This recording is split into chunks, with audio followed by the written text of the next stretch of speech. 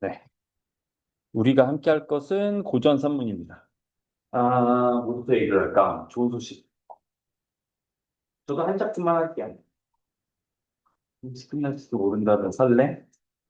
그 얘기는 아닙니다. 그 얘기는 하지 않았습니다. 자, 고전 산문. 저랑 같이 시작하게 되는 게 고전 산문인데요. 요번 달 내지는 다음 주 일주차까지 하게 될 작품들이, 고작 해야 6개. 6개밖에 안 되네요. 그런데 이게 전체, 이 교재가 전체 한 180페이지쯤 됩니다. 근데 제가 지금 몇 페이지를 펴라고 얘기했냐면 81페이지를 펴라고 해도 그 뒤로는 쭉 낼 거야. 이 말은 뭐냐? 내게 100페이지다 이런 얘기. 벌써 절망. 근데 그건 아니고요. 사실 이게 산문이다 보니까, 소설 같은 것들이다 보니까 아무래도 좀 분량이 좀 길다. 따라서 문제 같은 것들은 오히려 적을 수도 있습니다. 하지만 반대로 또 기니까 좀 읽기 불편하고 이런 부분들이 있을 수도 있겠지요. 뒤로 좀 넘어가 보도록 하겠습니다. 들어가 보기, 가가 있어서 약간 빡치지만 제일 중요한 건 이거다. 그것도 맞다. 뭐가 맞다? 고전 산문은 어려운 말도 많고 힘들지 않느냐, 맞는 이야기다. 즉, 아무래도 고전 산문 자체의 진입장벽은 뭐냐? 첫 번째는 어기. 어기인데, 다행인 건 뭐냐? 이번 시간 그리고 다음 시간에 어느 정도 보게 되는 작품들은 한문 소설이었어. 그래서 한문 소설은 번역을 누가 하냐? 현대인이 하죠. 현대인이 하죠. 그래서 현대어로 풀려 있어요. 고전 어휘를 따로 외우거나 하는 필요가 아직은 없다. 살았다. 하지만 기본적으로 옛날을 시대 배경으로 하고 있다 보니까 어휘나 이런 부분들이 현재 좀 익숙하지 않은 것들도 있습니다. 즉 어휘의 진입장벽은 한문소설, 현대어로 번역되는 한문소설이어도 어쩔 수 없는 부분이 있다. 그리고 또 하나, 어, 호칭 같은 거. 이것도 결국은 어휘와 관련되는데 우리가 흔히 쓰는 호칭들이 아닌 다른 방식들을 쓰고 직위나 관직 같은 거에 우리가 좀 익숙하지가 않다. 그런 문제점들이 있습니다. 하지만, 음, 뭐 길고 이런 것 때문에 귀찮다고 힘들다고 해도 그렇다고 우리가 시를 특별히 더 잘하는 것도 아니잖아요. 또 시를 잘하는 것도 아니잖아. 오히려 이해는 이게 더 쉽습니다.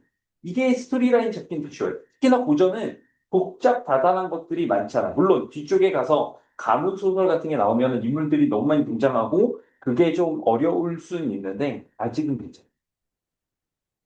즐겨. 아직은 괜찮아. 자, 그렇게 해서 먼저 고전 소설을 좀 훑고 산문들을 훑고 그다음에 현대로 넘어가는 게 저의 큰 커리큘럼이고요. 자, 여기 보시면 고전산문 이해라고 해서 난 어떻게 수업을 진행할 거냐에 대한 설명입니다. 일단은 교재는 여러분들이 가지고 있는 이걸 주 교재로 쓸 거고 필요하다면 추가적인 프린트들을 더해드릴 수 있습니다. 그리고 수업 시간마다 익숙하시겠지만 복습 퀴즈를 봅니다. 매일 시간 시작할 때 볼 거예요. 어, 어휘도 없고 딱히 볼 거 있을까? 예, 있습니다. 그 어휘도 현대어로 다 번역이 되어 있기는 하지만 좀 어려운 부분들은 제가 다 설명들을 달아놨거든요. 그거에 대해서도 퀴즈 할 거예요. 뭐, 나머지는 별다른 건 없습니다. 그리고 여러분들의 주 계약, 저와의 계약자, 누구냐? 이쪽이 아니다. 여러분들의 보호자가 저희 계약자입니다. 그래서 여기에 대한 정보를 공유를 당연히 드리는데 공유를 드리는 방식에 있어서 너무 노골적이진 않을 것이다. 가령 보호자들께서 놀라시는 경우가 이런 경우 놀라신다고.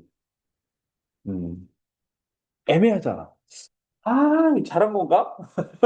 아닌가? 애매하잖아. 걱정을 갑자기 하세요. 근데 이게 경우에 따라서는 이게 엄청 괜찮은 걸 수도 있고 아니면 정말 못한 걸 수도 있는데 그래서 저는 이걸로 환산해서 알려드리긴 합니다.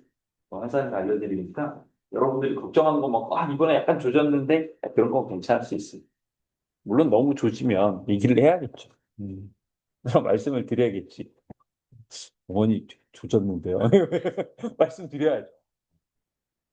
자, 그래서 이거 잘 정돈을 하는데, 뭐 여러분들이 그냥 적당한 정도 수준에서 복습을 한다면 이게 어렵지는 않을 수 있어요. 간단하게 좀 써볼까요? 뭐냐면 목표 설정이라고 써 있는데요. 이게 칸이 두 개가 있죠. 네, 음영섭이 된 거 있고 안 된 거 있습니다. 1번 보시면은 뭐냐? 내 목표를 정하는 건데요. 나는 이 시간을 통해서 무엇을 할 것이냐.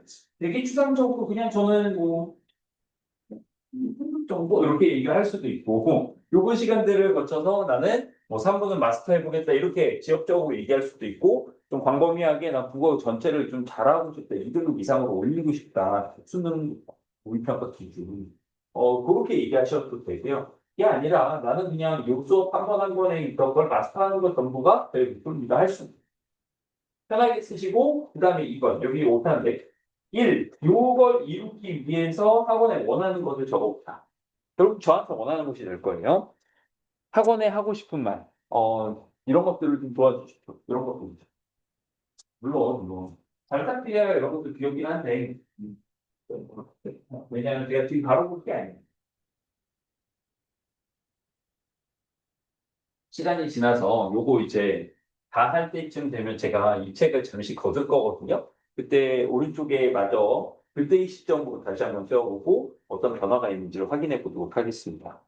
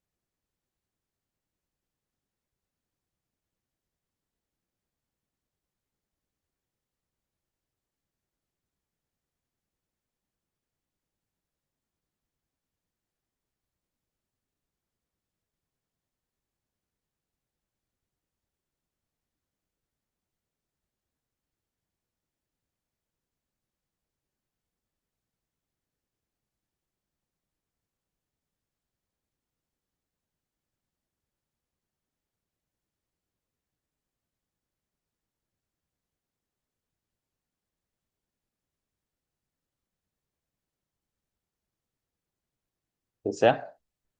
자, 넘겨보겠습니다. 우, 우, 우. 네. 오늘은 안 해. 오늘은 안 해. 나때 넘겨보겠습니다. 살았죠? 아이고, 아이고. 스포다는. 아니다. 여러분들, 오늘 필기할 내용들이 좀 있어요. 근데 다들 아까 손은 좀 풀렸죠? 네. 근데 또 너무 처음부터 쭉 이렇게 필기하다고 언제 끝나? 이럴까 봐. 제가 전체적으로 오늘 필기 내용을 좀 막 보여드리도록 하겠습니다. 통해서 이제 각오를 좀 하시고, 아니 또 그렇게 엄살이야. 다 결국은 90분 내로 할 수 있는 정도예요. 자, 네, 한번 구경 한번 해보세요. 예. 자, 이제 본문 들어왔죠? 어, 무난해. 그렇게 복잡한 거 없고. 음. 여러분들이 지금 막 시를 보다가 와서 저건 끝나질 않네 이런 생각 하실 수 있는데 여러분 소설이 이 정도 길이면 짧은 거예요. 전체도 아니고 하니까. 근데 너무 안 끝나지? 이제 거의 끝났어. 다 왔어. 다 왔어. 소설은 다 왔고 필기가 끝났다는 얘기는 아니란다. 음. 야, 여기까지만 하면. 자, 됐어? 각오됐지? 진짜로 끝까지 할 거야. 잠깐 맛만 보여준 게 아니라 진짜로 여기까지가 오늘 수업 분량이야. 자, 힘내라. 자, 뭐부터 들어가냐? 배경 지식 토파 보기부터 들어갈 건데요. 저는 알고 있습니다. 여러분들 앞에서 이렇게 필기할 거리를 이렇게 띄워주면 여러분들 귀는 잠시 막힌다는 걸 알고 있어요. 자, 해! 자, 자, 필기해! 자, 우쭈쭈. 물어! 이게 아니지.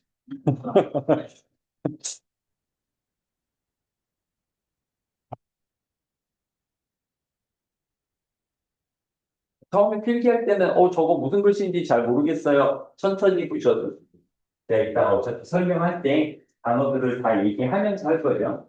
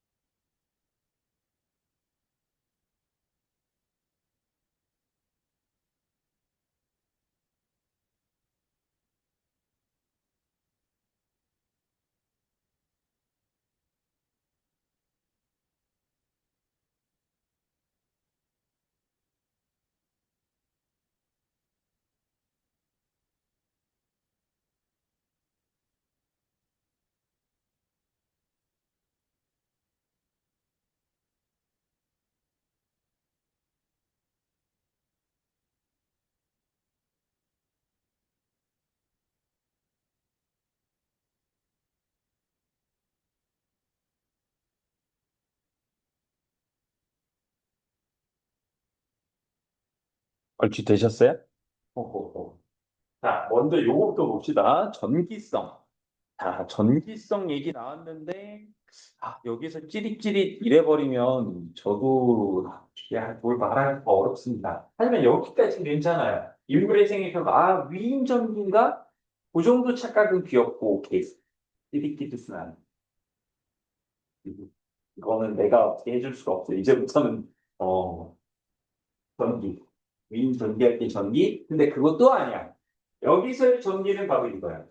이번 시간 그리고 다음 시간에 거쳐서 보게 되는 전기 소설이라고 할 때의 전기는 기가 기이하다, 신기하다 이런 뜻이에요. 그럼 어떤 게 전기적이냐? 도수를 쓴다든가 시간 여행을 한다든가 죽은 사람이 되살아난다든가 용궁에 간다든가 이런 것들이 모두 다 전기적인 것, 신기한 이야기들이고 당연히 어디에 포함되는 내용이냐? 개념상 비현실적인 소리다 이런 얘기죠. 비현실성 내지는 비현실적인 이야기와 우연성과는 다릅니다. 이 두 개는 좀 달라요. 드디어 수많은 도전도 지난 중에 루스의 이 말이 아니고 노프라사. 그래도 2등이라고 하니까 1등이라고 했으면 딱 봐도 돌아갔으면 2등이라고 약간 믿고 싶어. 뜬돈 갖게 되면 너희들한테 알리지 않을 거야. 뭐 그런 거 알려준 사람이야. 그래서 심지어 저는 로또 1등을 뭐 한 20억 더 때려 박았다. 그래도 출근할 거예요. 너무 친하게 구는 사람이 아니에요. 차도 안 바꿔, 집도 이상 안 가르쳐서, 뭐 따로 이렇게 자산의 개념으로 사놓을 수는 있어도, 뭐 크게 생활을 바꿀 생각이 없어. 아내와 약속, 불도가 되면 각자의 부모님에게도 얘기하지 않고, 배정수의 스스로와의 약속, 아내에게도 얘기하지 않고. 읽진 않겠지? 아까까지 위층이 있었거든. 블럭방 생긴 거 애랑 같이 블럭 맞춘다고 했어.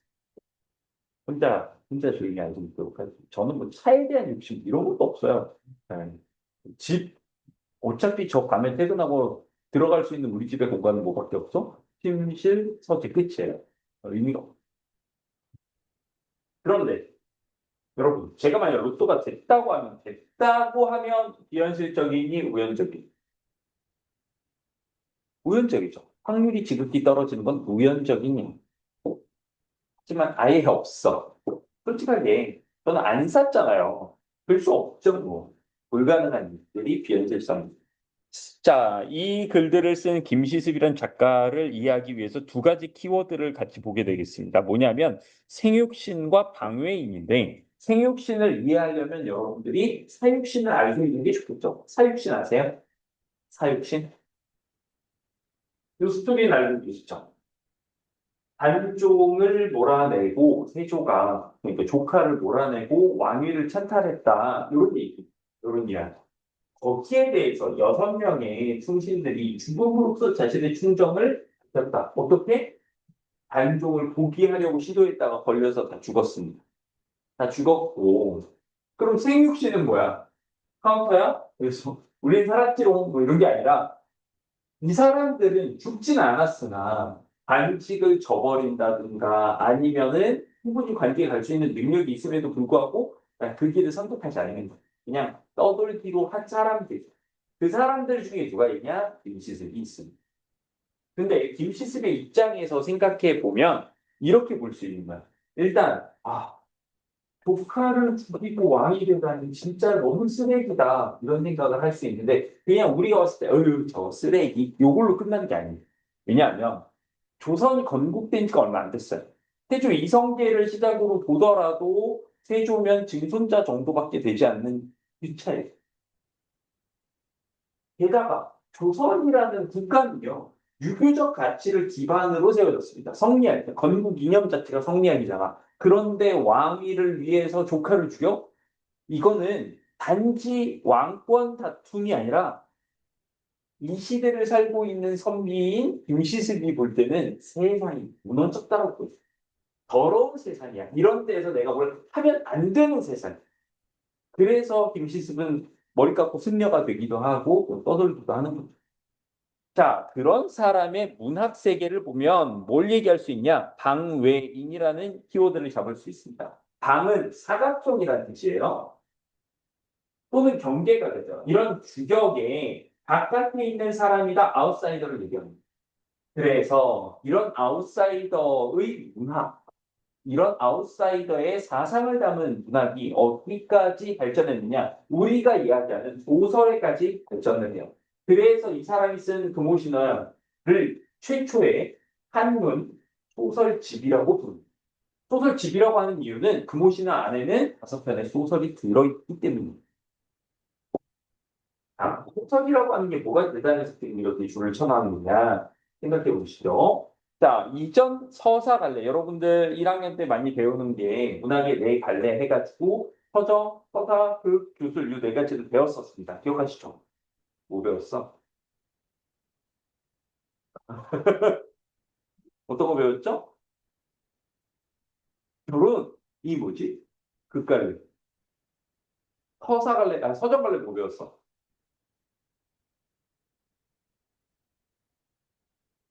산속에서 배웠던 거 기억나? 그래. 우리 좀 배워야겠다. 그 다음에 소설을 뭐 배웠지? 말고. 우리 1학기 문학의 내가 처음에 배웠잖아.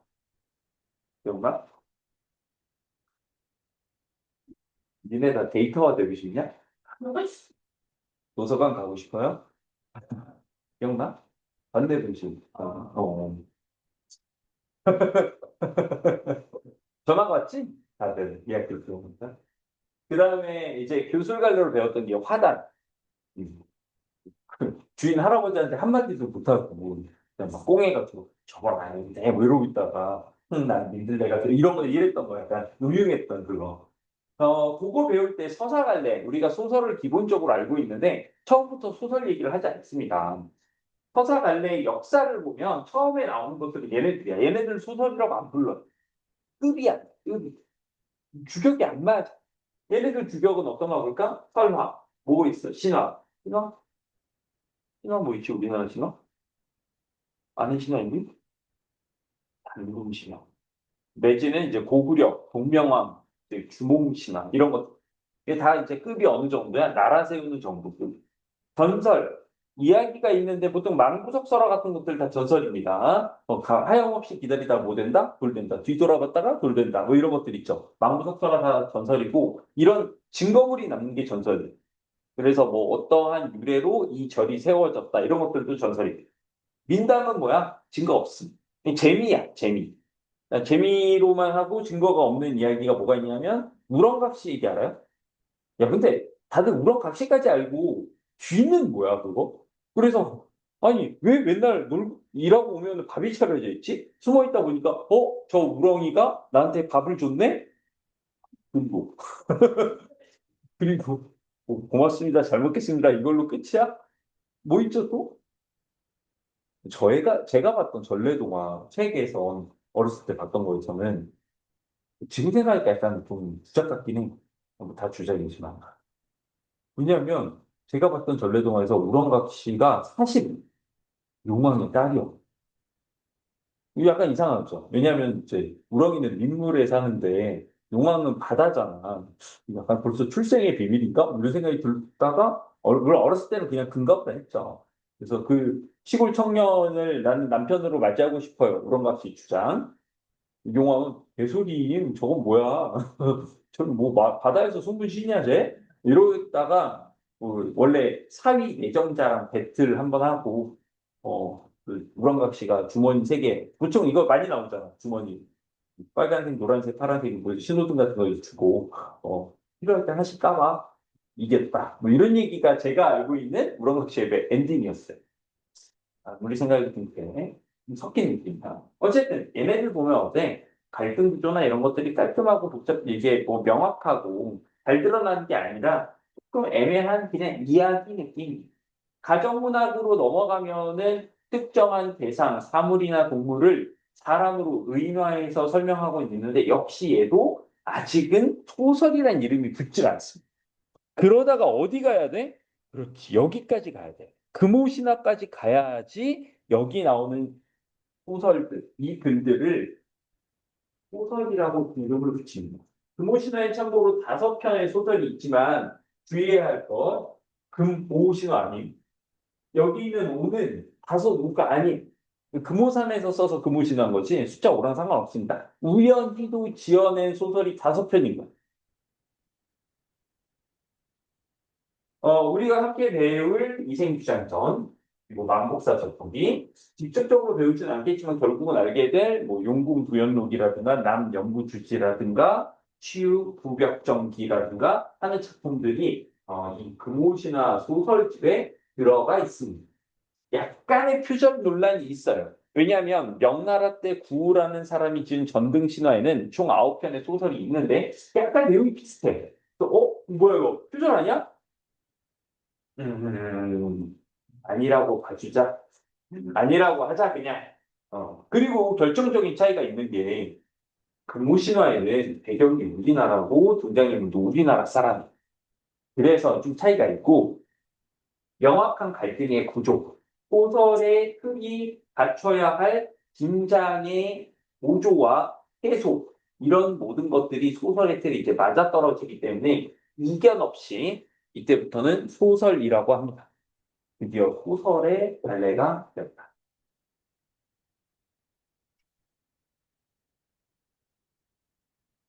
자, 방금 금옷이나 숫자 5가 아니라고 하는 건 여러분들 계약하고 나서 혹시 이제 또 숫자 5라고 했다가 정교회에서 약간 제 모자라대 이런 얘기 들으면 안타깝죠. 하지만 이걸로 끝내지 않습니다. 네, 여러분들 학기가 시작되면 이제 기강을 잡을 수 있고 안내하는 요런들 소설의 갈등 얘기하면서 제가 지금 뭘 썼냐면 서사갈래, 서사갈래. 혹시 학교에서 서사갈래의 정의를 요걸로 한 적 있을까요? 작품 외적자의 개입이 있는 세계와 자아의 갈등 들어보셨어요? 못 들어봤죠? 오케이 이제부터 들어야 돼. 이제부터 들어. 어. 학교에서 선생님이 서사갈래가 뭐냐라고 얘기하면 학생들이 중학교 때 좀 치던 버릇으로 뭐라고 해? 허구적인 이야기, 갈등 구조, 뭐 이런 얘기들 한다고. 그럴 때 너희가 아주 자연스럽게 뭐라고 해? 작품 외적자를 딱 얘기하다가 멈추는 거죠. 그럼 어떻게 돼요? 아이들이 웅성웅성. 저 뭐야? 국어 선생님의 눈빛이 바뀌고, 네, 국어 선생님이 그렇게 얘기하시죠? 음. 끝나고 교무실로 잠깐 가실래? 가면은 누가 있어? 교장 선생님. 얘기는 들었어요.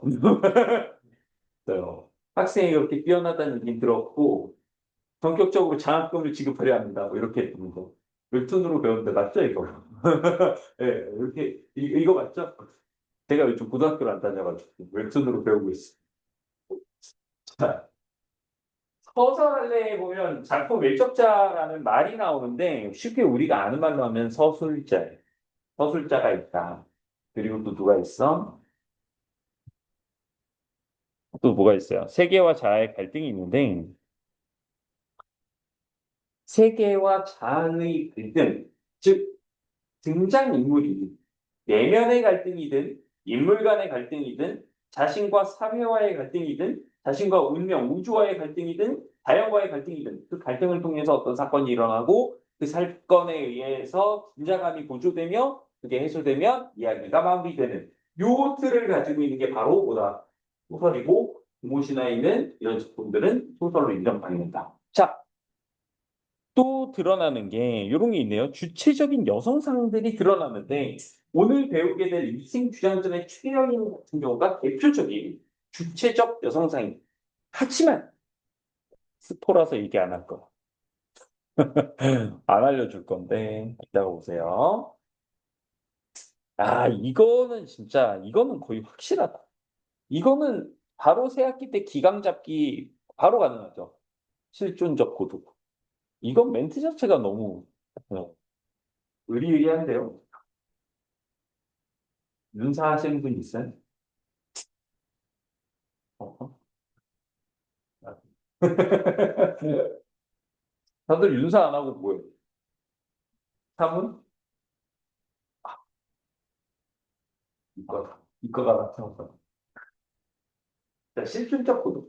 하면 여러분 실존주의에서 나온 말인데 실존은 본질의 성향. 이 말이 실존주의에서 되게 대표적인 말. 지금 당장 바로부터 감이 안 왔을 때 이게 뭐냐? 실존을 정의하는 건 여러 가지가 있지만 자각하는 자기 자신이야. 근데 이 얘기가 왜 나오냐? 우리가 어차피 이 소설에서 알게 될 부분만 좀 얘기를 할게요. 실존은 본질에 선행한다. 라는 말은 어디에서 나온 거냐? 일단 중세, 암흑시대라고 얘기하는 중세가 지나가고 나서 사람들은 자신들이 인간이 가지고 있는 합리성, 이성에 대해서 생각을 해. 우리 이러다 개잘 되는 거 아니야? 이런 느낌. 왜냐하면 이성적이고 합리적으로 생각하고 사고하다 보니 신에 대한 의존에서 좀 벗어나기도 했고 그리고 또 뭐도 있어 과학 기술의 발전. 그래서 점점 어때 풍요로워지고 우리가 좀 더 합리적이 되고 이대로 계속 배워나가고 계몽해 나가다 보면 정말 아름다운 세상 완벽한 세상이 될 것 같은 근데 뭔 지랄이 나냐 세계대전이 나 약간 현타가 와버리는 거예요. 왜? 인간의 합리성과 이성에 대한 맹신이 있었거든요. 근데 2차 세계대전 터지고 나니까 사람들 수백만 명씩 그냥 가스실에서 죽어 이걸 해버린단 말이야. 딸깍 이래버린다고. 이걸 보면서 인간의 정말 본질이 우리가 알고 있는 게 맞나? 라는 생각이 들고요. 후천주의자들은 거기에서 아니 우리가 생각하는 그 본질보다 어떤 불가항력적인 상황, 전쟁이라든가 극한의 상황에서 우리는 이 본질과 다른 상관없이 그 순간순간의 판단과 자각에 의해서 스스로를 만들어 나가. 어떤 자는 이러한 억압적인 상황, 극도의 폭력 상황에서 비인간적인 선택을 하기도 하고, 어떤 사람들은 그 와중에 인간적인 선택을 하기도 한다. 이게 바로 실존주의가 얘기하는 실존의 개념이고, 이런 불가항력의 비극, 전쟁이라든가 아니면 지독한 재난이라든가 이런 걸 다루고 있는 소설에서 가끔씩 실존적이다 이런 얘기를 하는데 요것 때문에 나온 말이에요. 그냥 요 정도는 이거는 이걸 잘 이해해서 누군가에게 설명하는 것보다는 요 정도면 좋은 것 같아. 학교에서 뭐 실존적이다 뭐 이런 얘기를 하는데 아 그거 요 정도 요 정도면 충분하다. 그런데 그 모습에 너무 이제 그 모습을 본 선생님이 실존주의를 아세요? 이래버리면 어떡해?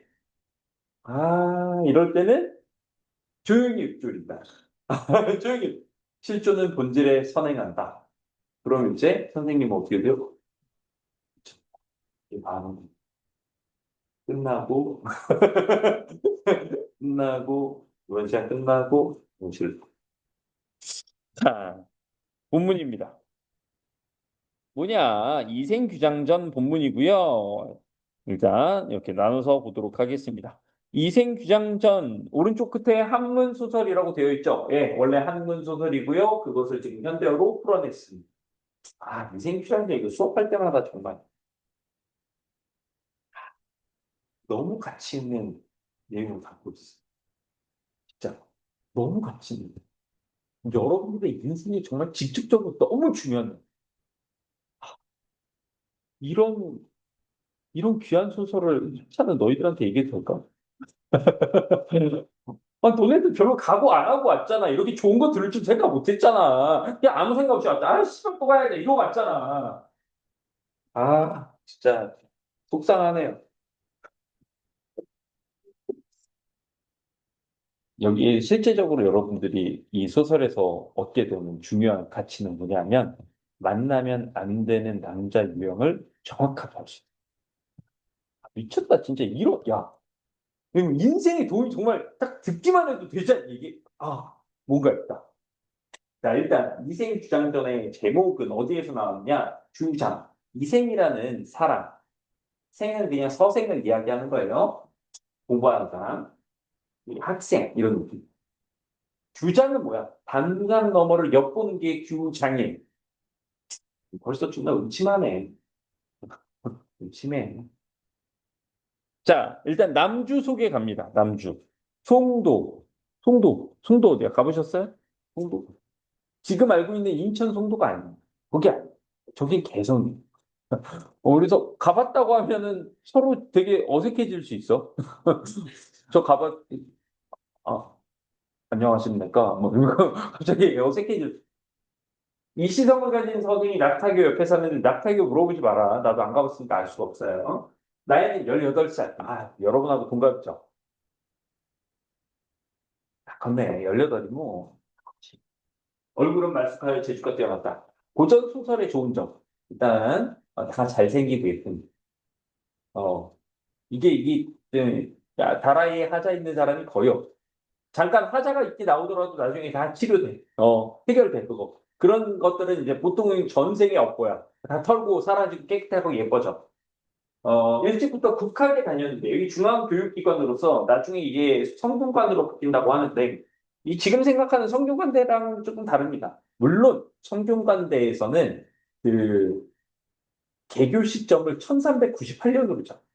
그래서 재미있는 건 뭐냐. 다른 학교들, 뭐, 근대 대학교들, 뭐, 좀 오래된 대학교, 뭐 고려대, 100주년 기념관, 뭐 숙대나 이대 100주년 기념관들이 다들 있거든요. 성균관 600주년 기념관이 있어요. 덜덜, 600주년 기념관. 거기 지하에 이제 은행골 식사 나쁘지 않고요. 네. 5층에, 지금 저희 중국됐나? 5층에 뷔페식 식사 있고, 거기 원래 교무실 같은 걸로 많이 쓰는 거. 자, 어찌됐든. 어, 근데 실제로 국학이나 성균관은 뭘 했냐면 가령 성균관 입학 조건. 야, 지금이나 너희 같은 부졸 안 된 애들도 막 이렇게 가는 거야. 원래 성균관은 누가 가냐? 과거 시험 1차 합격자들이 가는 거야. 과거 시험에 1차 합격을 해서 전국 단위에서 2, 300명 안에 들어야 성균관 입관 자격이 주어지고 여기에서 180일 이상을 수학을 해야 2차 시험을 보고 2차 시험을 봐서 33인 안에 들게 될 거예요. 33인 안에 든 상태에서 제3차 시험, 임금이 입관하 입회하에 순위를 정하는 거기에서 1등을 하면 즉 전국 1등을 하면 어떻게 돼? 그게 장원. 음. 허구한 소설에서 장원급제 하니까 별거 아닌 걸로 봤지. 툭치면 장원 같지. 전국 1등이야, 전국 1등. 니네 돌아다니면서 전국 1등 본 적 있어, TV 말고? 난 본 적이 없어. 없어. 그런 사람들이 있다. 그러니까 여기는 이 선생님 웃게나 하는 애. 그냥 없잖아. 근데 요거 주고. 선중리 귀족집에 최씨 처녀가 살고 있는데 최씨 처녀가 지금 뭐라고? 귀족이라고, 귀족. 미리 말씀드리면 어마어마. 최씨 설정도 좋다. 고려의 최씨 좋지. 예뻐. 제주 좋아. 그래서 동네 사람들 다 어떻다. 풍류 제자 이수재야. 반달 같은 최처녀야. 이거 실제로 원문 보면 한시로 나와 있습니다. 한시. 근데 소설 나오다가 갑자기 이게 시가 등장하니까 이런 걸 뭐라고 해? 삽입시라고 이야기합니다. 그러니까 이생이든 최여인이든 다 어떻다. 제주도 좋고 외모도 좋고 이런 사람들을 뭐라고 하냐? 제자가인이라고 얘기합니다. 재주 있는 사람 그리고 예쁜 사람.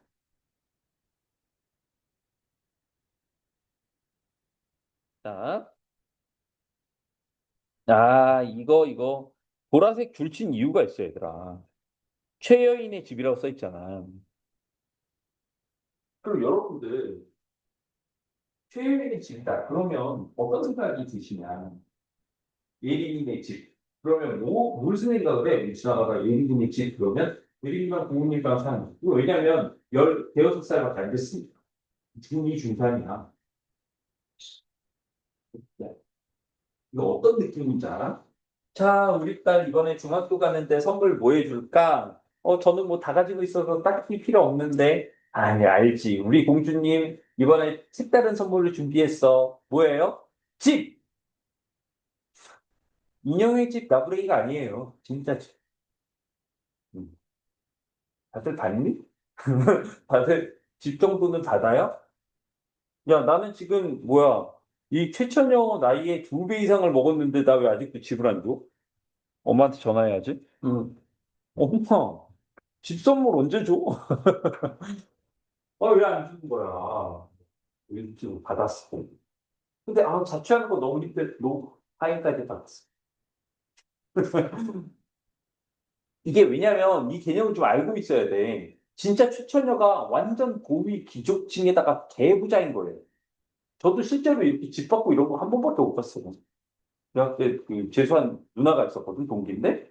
그 누나는 아버지가 이제 무역일 한다고 해외를 좀 많이 다니시니까 그냥 잠실에 아파트 하나 줬어. 존나 갑자기 벽 존나 생기더라고. 그리고 원래 벽이 좀 없지도 않았던 게 누나가 진짜 되게 예쁘게 생겼거든. 아, 일반인이 맞나? 왜냐면 저는 대학 다니면서 이민정 봤을 때도 진짜 예쁘구나 이런 생각 들었거든요. 근데 참고로 송중기랑 같이 다녔다. 얘가 안 계시죠? 송중기가 재수해서 나랑 같은 학번이야. 그때 뭐 그랬었어요. 제가 송중기하고 막 그래가지고 그때는 데뷔하기 전인가 보걸요? 뭐 유명 인사. 하지만 제가 송중기를 보고 그러면 그래서 반해야 돼? 송중기구나 저게. 여기 다지 뭐. 하지만 이민정도 와 보면 그 누나도 진짜 이민구다 이런 생각이. 지금은 평범하게 그냥 애 둘 키우면서 평범하게 한남동에 3층짜리 집에서 3층에 위에 잔디 깔고 이렇게 살더라고. 벽이 안 좁혀져. 존나 벽이야 그냥. 남편이 의사야. 남편 의사인데 3대째 의사. 그래서 뭐할 말이 뭘 할 말이 없어. 그냥 다른 사람 느낌이야. 제가 이승입장 전에 최혜인 볼 때마다 그 누나가 생각이. 참고로 근데 그 누나보단 최혜인이 훨씬 멋있긴 해. 본 적은 없지만, 뭔가 되게 주체적인 모습. 봅시다. 최근에 집 앞을 지나가는데, 이 으슥한 곳에 자꾸, 그러니까, 가만을 자꾸 이렇게 누가 있지? 돌아보는데, 그 속에 한 아름다운, 궁금해! 다음 장. 궁금하시죠? 아름다운 여인이 뭐다? 술을 놓고 있다가 손을 멈추고 턱을 개더니 시를 읊조렸다. 노래를 불렀다. 그리고 인생도 노래, 시 너무 잘. 그래서 거기에 답하는 시를 두고 서로 시가 왔다 갔다, 마음이 왔다 갔다, 인생의 몸이 담당 너머를 이렇게 연애를 하고 있습니다. 여기 지금 중략 부분의 줄거리인데 일부러 여기서 끊고 여기서 이렇게 잘라서 올려놓은 거예요. 왜냐하면 이 과정들이 생각보다 되게 복잡하고 중요합니다. 둘의 사랑을 눈치챈 이 선생의 아버지가 그를 지방으로 내려보냈다라고 하는데 너무 단순하게 표현했어. 실상은 이래요. 일단 이 선생이 진짜 겁나 하남자예요. 이게 지금 모함이 아니에요. 왜냐하면 둘이 이렇게 연애를 한다고 그럼 최영이는 혼자 있죠. 그러니까 이 선생이 맨날 그 집에서 노는 거야. 서로 시를 나누고 뭐 이러고 있어. 그러다가 이 선생이 이게 좀 위험하다. 위기 감정이 우리 아버지가 안에 있을 것 같은데. 근데 그래서 뭐 그런 생각을 할 수 있지. 그런데 그래서 뭐라고 하냐면 최인한테 미안한데 이게 헤어져야 될 것 같아. 왜? 아니 나 공부 안 하고 이렇게 너랑 데이트하는 거 아니면 우리 아빠가 나 죽일 것 같아서.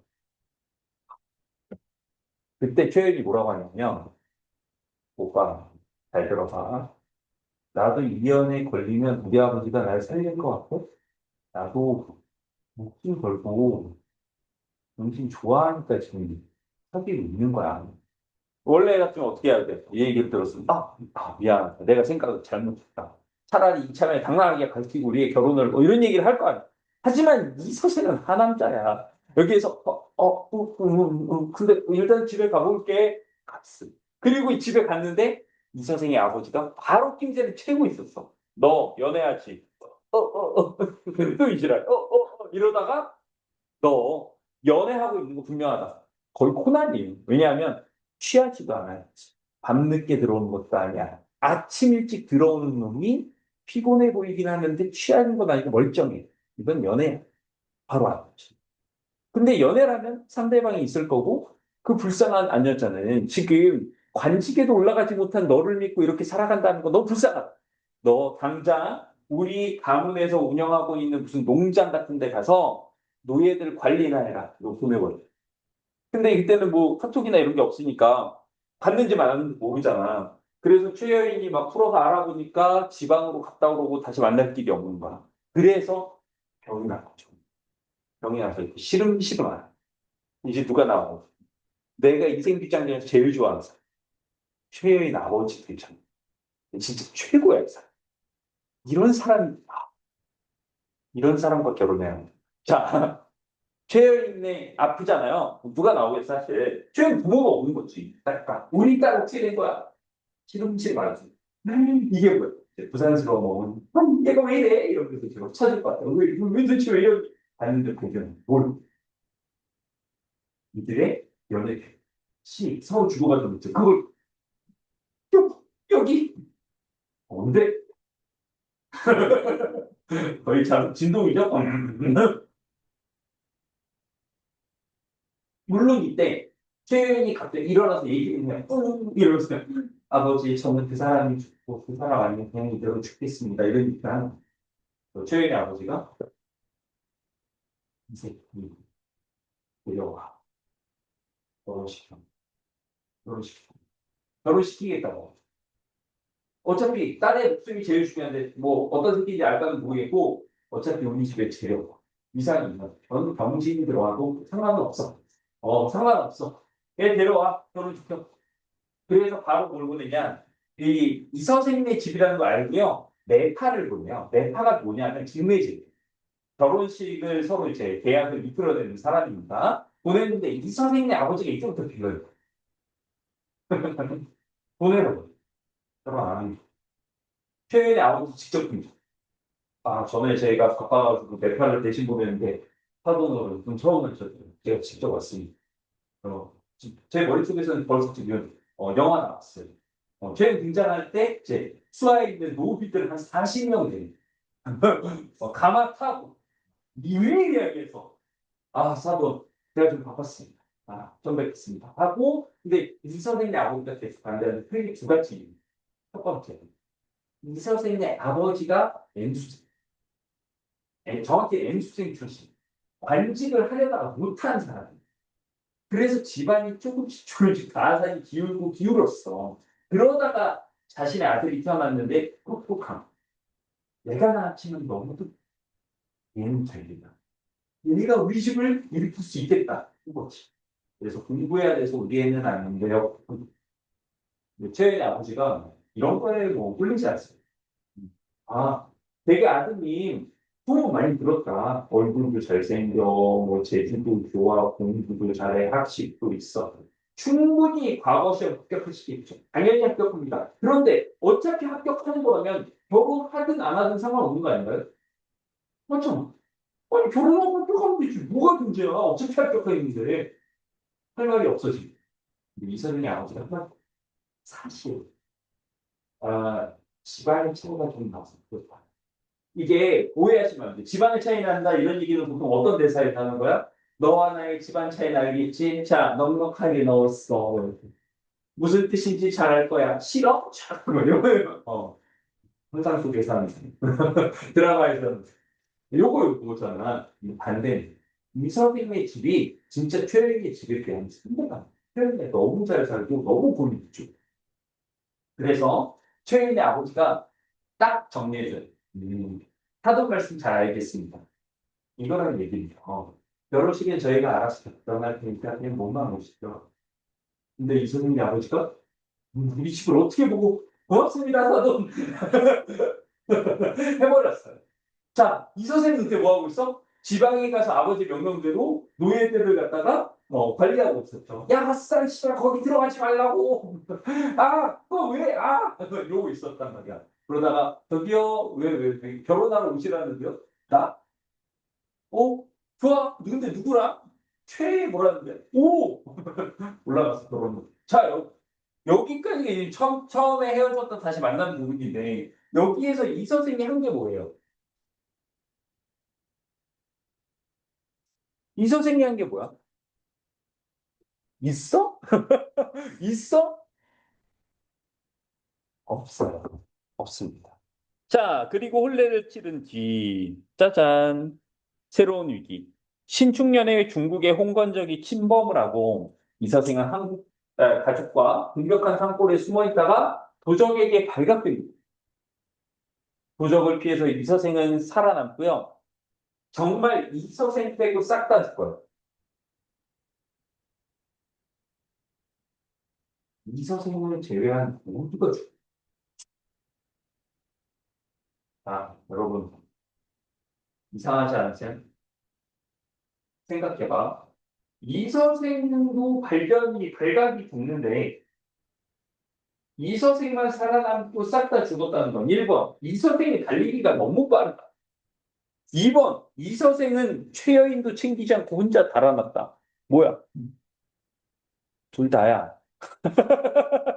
둘 다야. 그래서 짝치는 거예요. 그림을 생각만 해도 존나 이상하다. 어? 어? 맞죠? 여보, 뛰어! 존나 뛰어서 도망가. 말보다 빨리 뛰어. 근데 실제로 최영이 잡혔어요. 도망치다 이 선생은 뛰어가고 최영이 잡혔어. 그리고 최영이 보이세요? 지금 붙잡힌 최영이 정조를 지키기 위해 도적을 크게 꾸짖다 도적의 손에 죽게 된다. 라고 되어 있는데 도적에게 크게 꾸짖는 게 뭐예요? 큰 소리로 꾸짖는 거야. 거의 쌍욕 수준으로 가가버려요. 왜냐면 최영이 예쁘잖아. 오! 이랬던 거야. 최영이 거기다가 이런 개, 돼지, 승냥이 같은 새끼. 너희 같은 개, 짐승 새끼들한테 더럽혀질 바엔 죽고 만다, 이놈들아! 이래가지고 잔인하게 살해. 찢겨 죽어.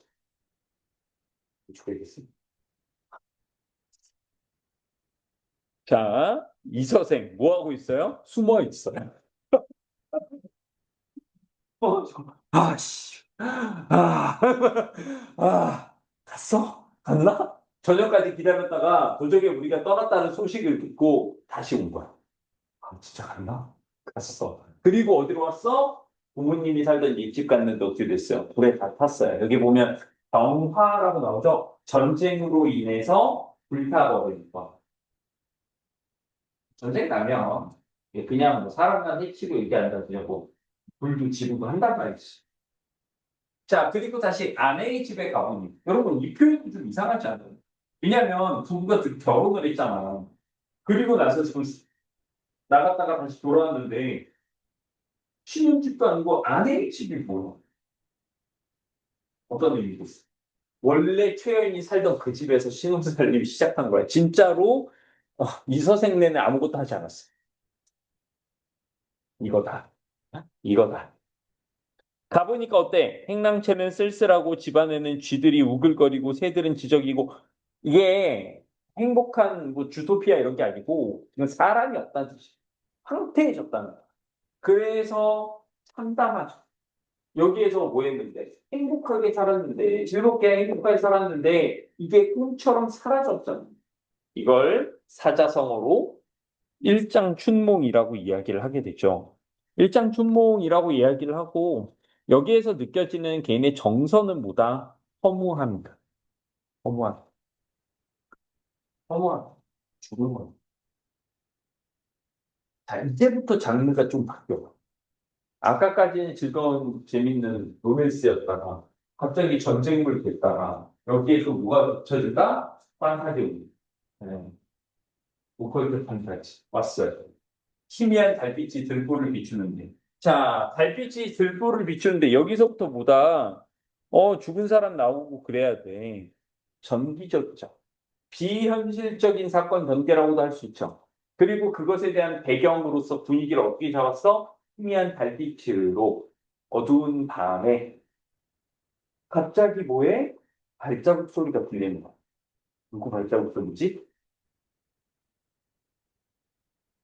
이서생도 몰랐겠죠? 그리고 돌아보니까 누가 있어요? 아내가 있습니다. 최여인이 있어요. 밑에 보면 제가 뭐라고 썼냐면 환신이라고 썼어요. 이 소설에서 종종 등장하는 표현이야. 환신. 어떤 개념이라고 생각하냐 하면 되냐 하면 그 영혼만 이렇게 툭 튀어나오면 보통 이렇게 막 몸 통과하고 안 잡히고 그러잖아. 근데 그게 아니야. 육신이 있어.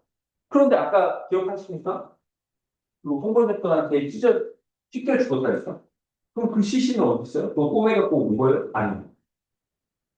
그거는 그대로 있어. 시체는 시체대로 있고 새로운 육신으로 다시 온 거예요. 멀쩡하게. 이서생은 그녀가 이미 이승에 없는 사람임을 알고 있었으나 자 이제부터 말이 좀 이상합니다. 이 세상에 없는 사람이란 걸 알고 있었는데 너무 사랑하는 마음에 반가움이 앞서 의심도 하지 않고 어떻게 살았어요 여보? 이렇게 물어봤다는 거야. 자 이성적으로는 죽는 게 확실해. 그런데 이 경우는 뭐예요? 믿고 싶은 거예요. 살아있다고 믿고 싶은 거예요. 그러니까 이성보다 감성이 앞선 상황이 된 거예요.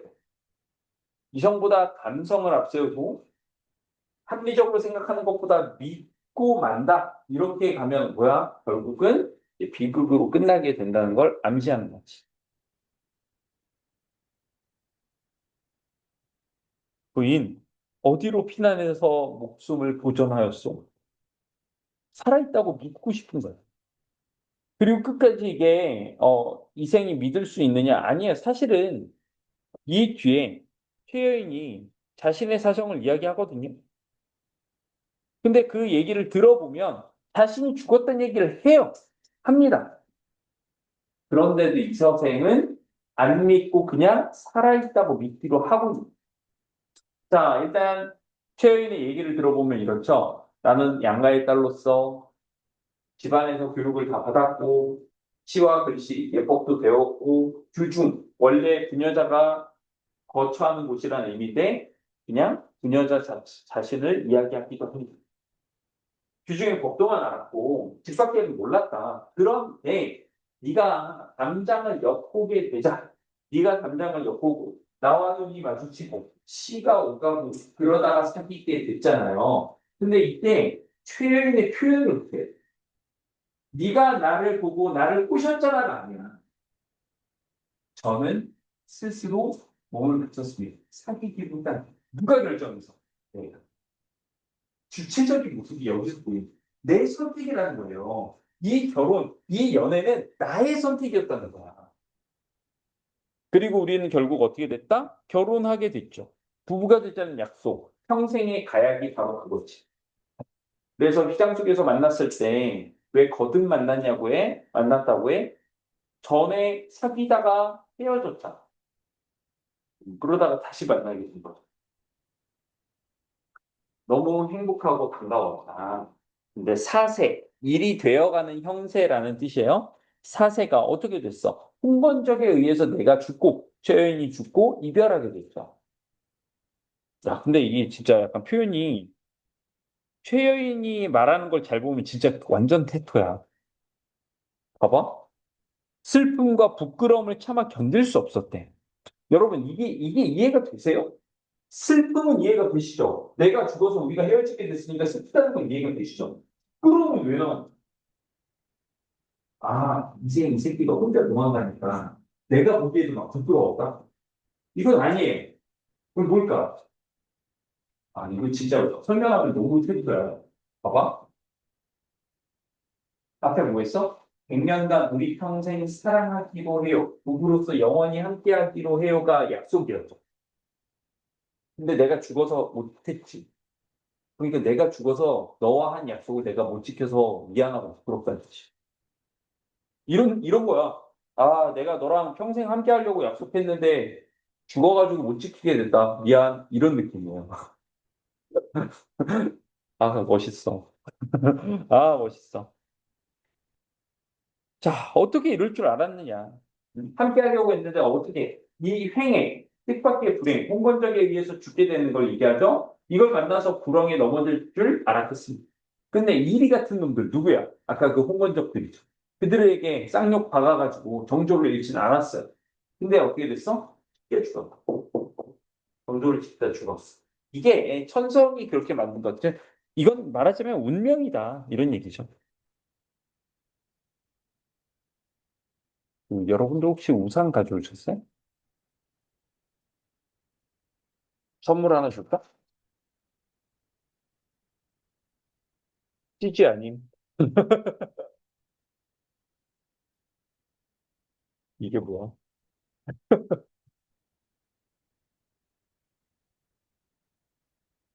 정기적인데요?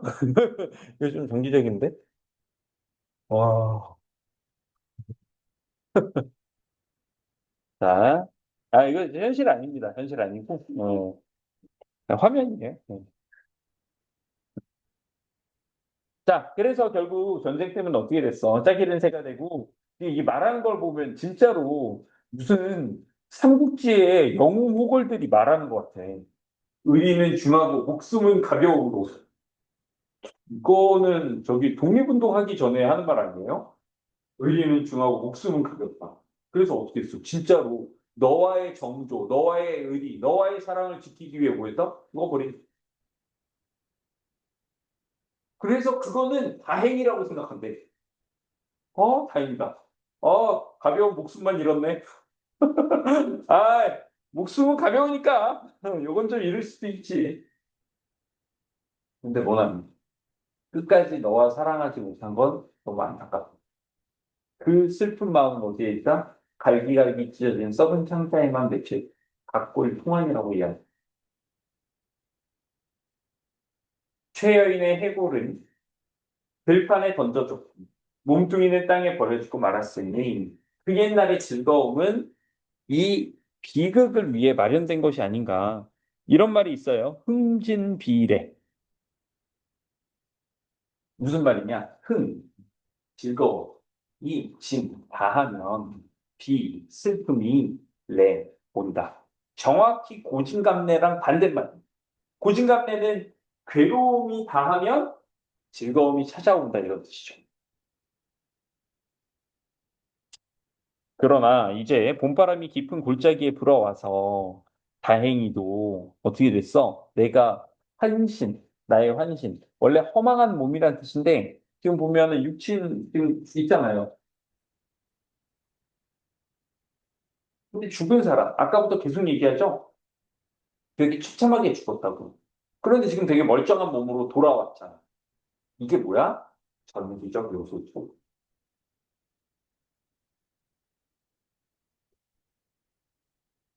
근데 이제 본론이에요. 왜 돌아왔어?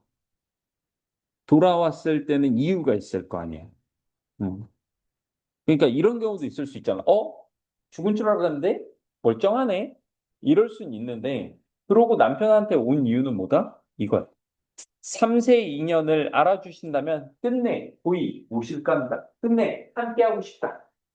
나 지금 죽었다가 다시 살아났는데 뭐 하고 싶다? 너와 함께 다시 살고 싶어요. 너도 너도 살래? 너도 결혼 생활 계속 할래? 왜?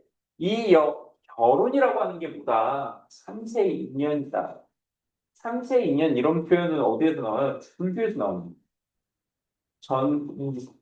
세 번의 세상? 사람이 새로 태어나면 새로운 세상에 살게 되는 거죠. 그래서 생으로 바꿔도 됩니다. 전생, 현생, 내생. 윤회에서 계속 새로 태어나는 거.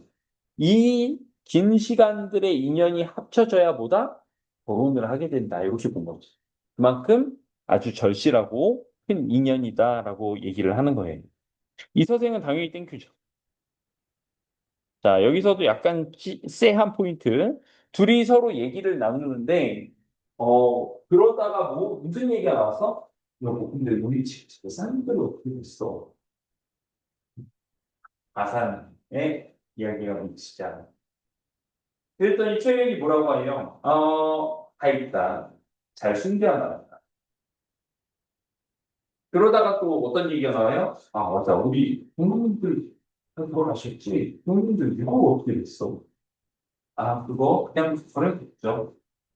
아, 일단 부모님보다 돈 얘기 먼저 함.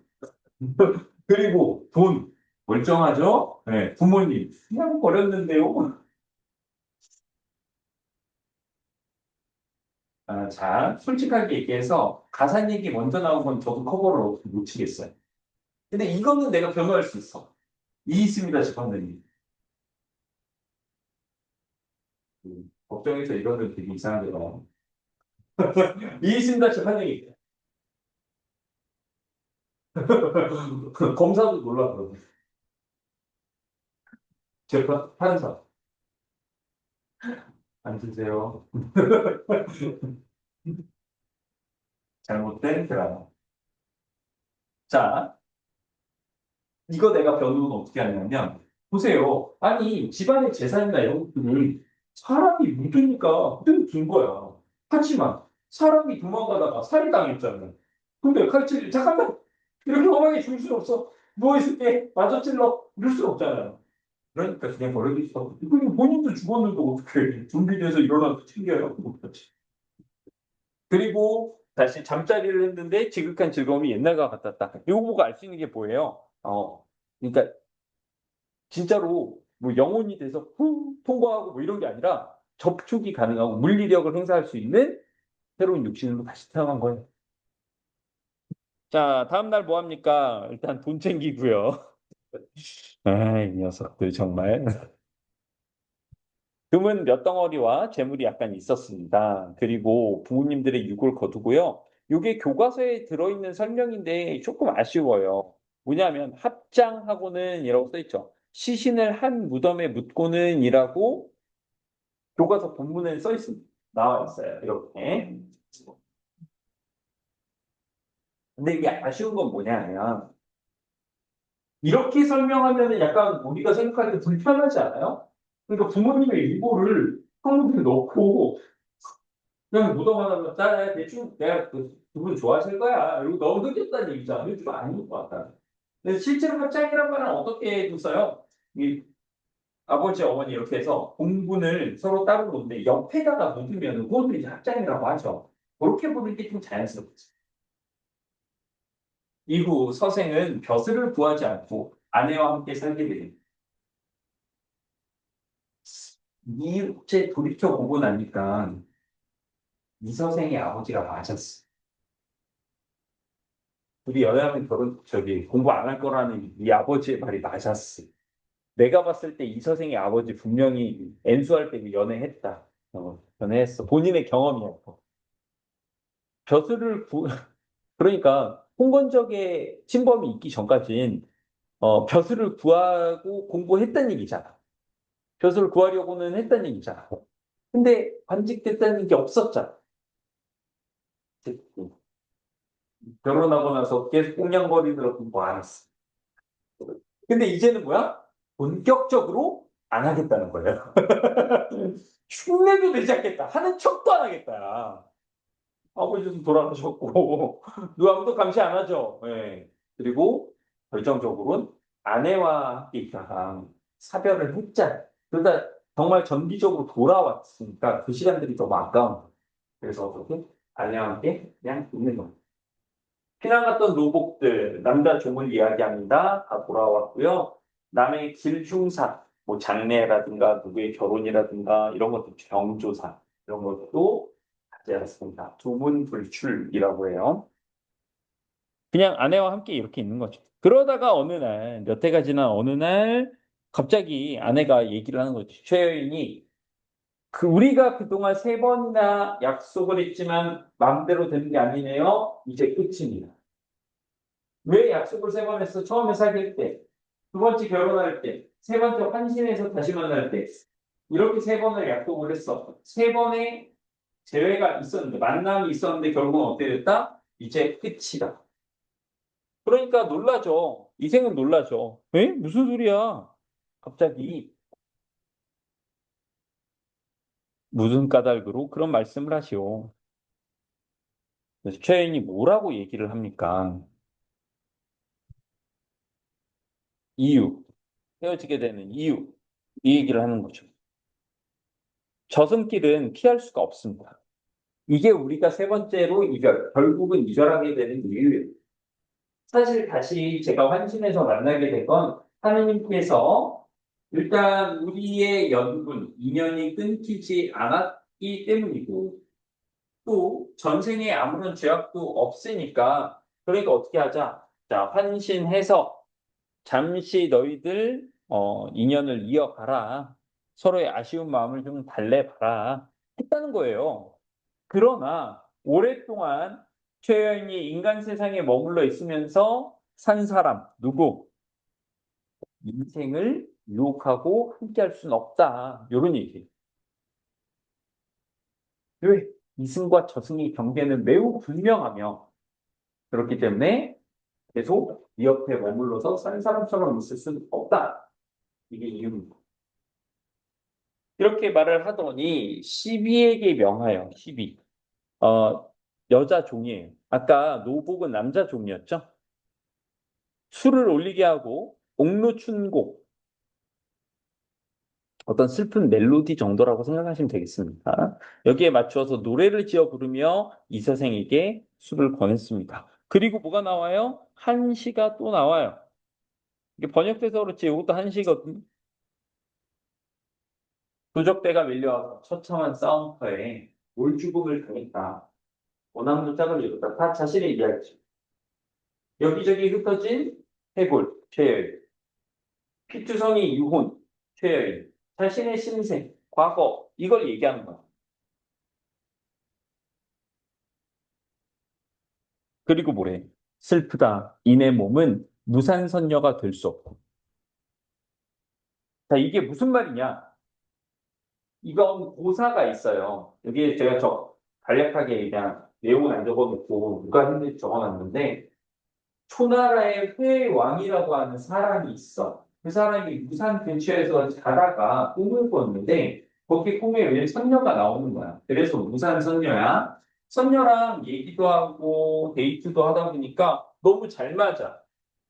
그러니까 어때? 잠에서 깨긴 깨야 되는데 헤어지기가 싫어. 그때 무산선녀가 얘기를 하는 거야. 너무 슬퍼하지 마라. 나는 선녀다. 비가 오면 그 비가 돼서 너의 곁에 있을 것이다. 비가 그치면 안개가 돼서 너의 곁에 있을 것이다. 안개가 걷히면 흐르는 시냇물이 돼서 너희 곁에 있을 것이다. 늘 너희 곁에 다른 모습으로 있을 것이다. 영원히 함께 할 것이다. 이런 얘기가 나왔어.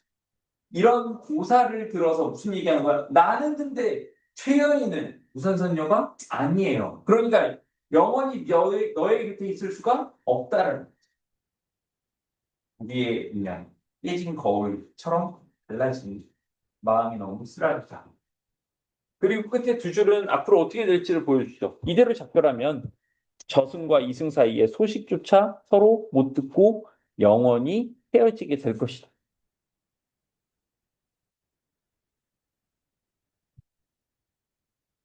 자, 저거.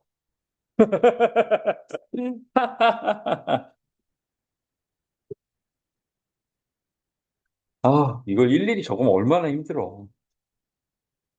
그래서 난 적어놨지.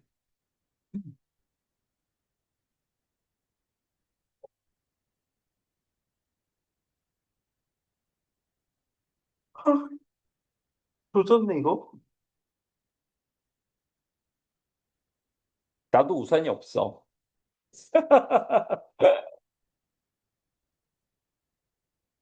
한 3월쯤, 날 따뜻해지면 그때 가야지. 제가 바로 우산 선녀죠. 네. 늘 함께야, 얘들아.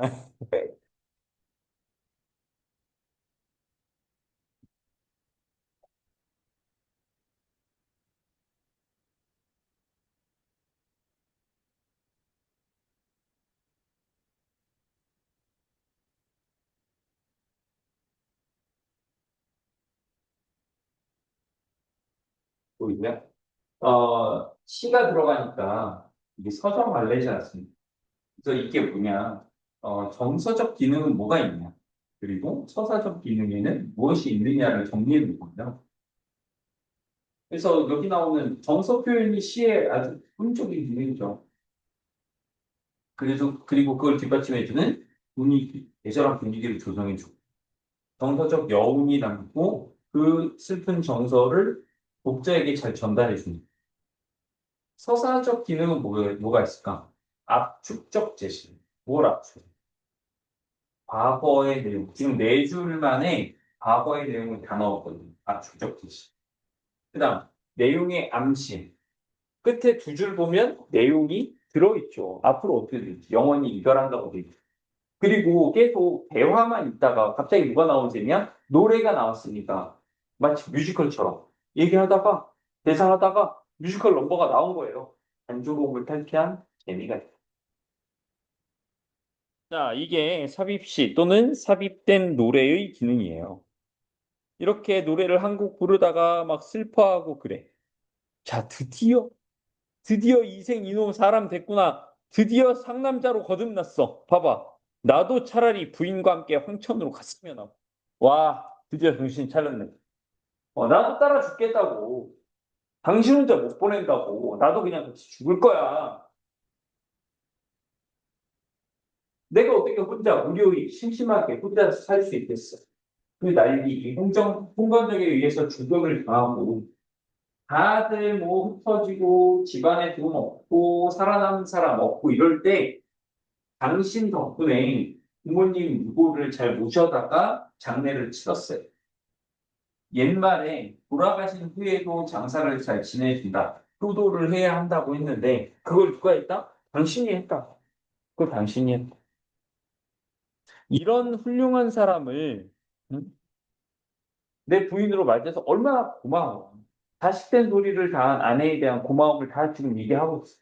근데 좀 그렇죠. 왜 그러냐면 분명히 방금 시작할 때는 나도 같이 죽을 거야 라고 했는데 말이 좀 길지. 이런 새끼 때문에.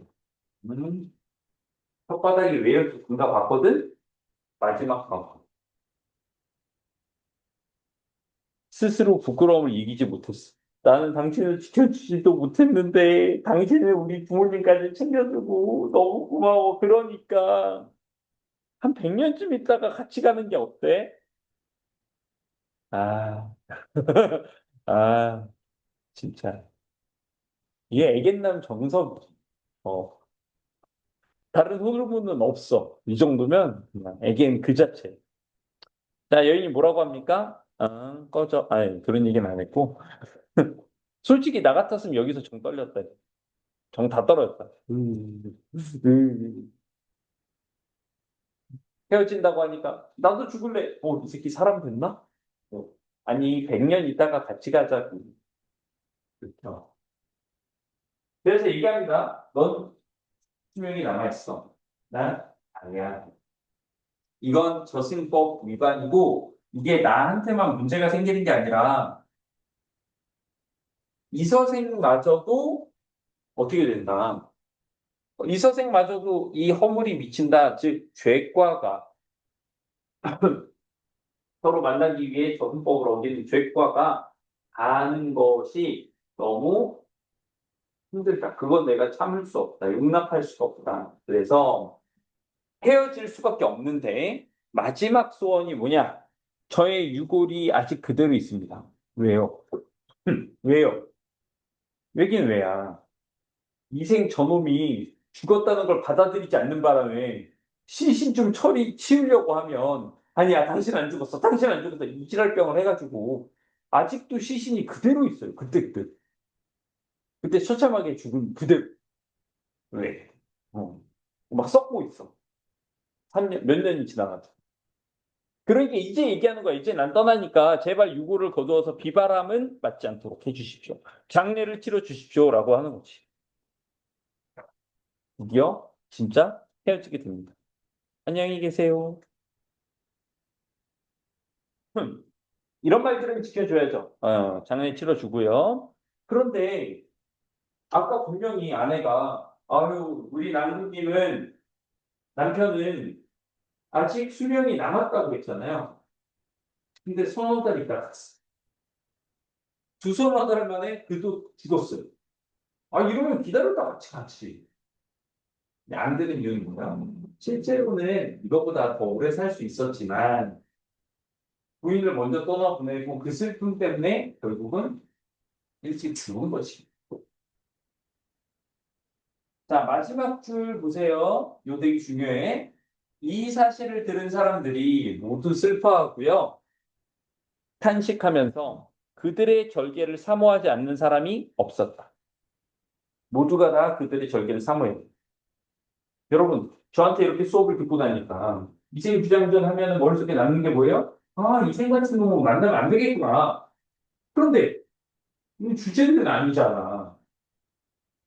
임시슬 선생님. 어디까지를 내다보신 겁니까? 그러니까 배정수 같은 놈이 너희들을 올바른 해석이 아니야. 지 남들 미생 쓰레기다. 미생 애견남이다. 저런 놈 만나지 마. 이런 얘기가 등창해버린다. 근데 주제는 그게 아니죠. 그들의 죽음을 초월한 사람이 주제거든요. 이렇게 다른 사람에 의해서 어떤 주제를 이탈할까 봐 이걸 넣으셨어요. 이 사실을 들은 사람들, 아니, 이 사람도 그때 어디서 나왔어? 모두 슬퍼하고 탄식하면서 그들의 절개를 사모하지 않는 사람이 없었다. 모두 슬퍼하고 탄식하면서 이 사람들은 여태까지 나오지 않았다 갑자기 등장을 했어. 마치 이야기밖에 또 다른 이야기가 있어서 그 바깥의 사람들이 이 이야기를 새로 듣는 것처럼. 그래서 이걸 뭐라고 해요? 원래 이야기밖에 이야기. 외화가 있어? 그럼 액자식 구성이잖아요. 근데 원래 액자식 구성이 되려면 바깥 이야기도 하나의 이야기로서 구성 요소가 갖춰져 있어야 돼. 근데 여기는 그냥 사람들이 들었다는 얘기잖아. 그래서 이걸 불완전한 액자식 구성이라고 이야기하고요. 왜 그럼 이걸 해놨냐? 이것의 문학적 가치와 기능은 뭐냐? 바로 이겁니다. 주제의식을 강조하는. 왜 여기서 뭘 안내하고 있어? 이 이야기는 이생 같은 남자를 걸르라는 게 아니라 그들의 절개가 너무 아름답고 슬프다라는 뜻이다. 이것이 주제다. 이렇게 얘기를 해주는 거지. 그래서 여러분들은 개정수에 의해 오염이 됐음에도 불구하고 주제 이거 맞지 다시 제자리로 돌아오게 돼. 안 그러면 그냥 이생 같은 남자 절대 안 돼. 이걸로 끝나는 거야. 자, 뒤를 가보십시오. 뭐가 있어요? 예. 최낭이라고 요약된 곳에 최낭이라고 써 있거든요. 이거 낭자 이런 뜻이야. 여인이란 뜻이다. 이름 아니에요. 이름 아닙니다. 뒤에 인물 관계도 있고요. 자, 조금 연결을 해볼게요. 그 뒤에 보시면 성격의 전기적이라는 말이 있거든요. 이것과 특징 7번을 연결하세요. 전기적이라는 말과 성격의 특징 7번을 연결. 7번이 뭔데? 이게 전기적이야. 비현실적이고 신비로운 내용.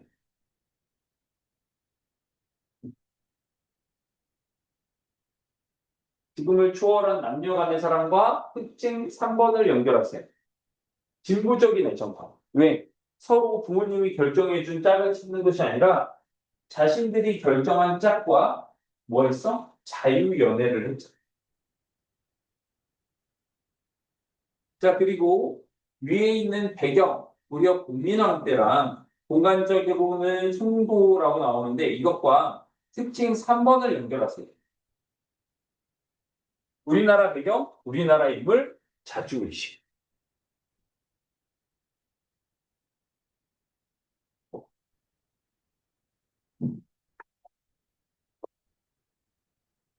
자, 마지막이야. 휴, 여기까지 오긴 왔어. 세 번의 만남과 이별이 있죠. 정리를 해볼게요. 1차의 만남. 서로 담장을 엿보고 시를 지으면서 눈이 마심. 1차 이별. 이서생의 아버지에 의해서 이서생 쫓겨남. 2차 만남. 최여인의 아버지에 의해서 결혼하게 되죠. 2차 이별. 홍건적에 의해서 죽게 됩니다. 최여인이. 3차 만남. 최여인이 환신해서 돌아왔어요. 3차 이별. 결국은 저승의 법 때문에 돌아가게 된다. 자, 이렇게 만남과 이별을 연달아서 놓는 그런 기능, 의미가 뭐냐? 감정의 긴밀도가 상승한다. 무슨 얘기냐? 감정의 긴밀도. 아니, 계속 선남선녀 커플인데 잘 될 것 같다가 안 되고, 될 것 같다가 안 되고, 그러다가 죽어버리고, 다시 태어나서 될 것 같다가 저승의 법이. 계속 안타까운 마음이 쌓여. 쌓이는데 결국은 어떻게 됐어? 맞아. 결말의 비웃음. 이게 잘 드러난다는 거고요. 사상적 배경 보겠습니다. 유불도 내지는 유불선 삼교의 통합, 화합, 복합이라고 이야기하는데 유교적인 부분은 어디에서 나와요? 죽은 부모님을 합장해서 모시는 것. 흑도죠. 이것도 유교에서 말하는 흑도죠. 두 번째, 윤회 사상을 통해서 부부라고 하는 인연은 3세의 인연이다. 아주 깊은 인연이 있기 때문에 부부가 된 것이다. 이런 말을 해서 이것도 뭐야? 이것도 불교적 세계관. 마지막 도교적 세계관 내지는 신선적 세계관은 뭐예요? 그냥 신기한 거 웬만큼 다 붙이면 이해해요. 환신 같은 경우. 육체를 새로 얻어서 서로 인사하고 서로 만질 수도 있고 이 이야기를 나누고 이게 바로 보다 한심이고 그것이 도가적인 요소 내지는 선가적 요소를 복합해 놓은 그런 사상적 배경을 가지고 있다. 이렇게 얘기를 할 수 있겠습니다. 자, 숙제 104페이지까지예요.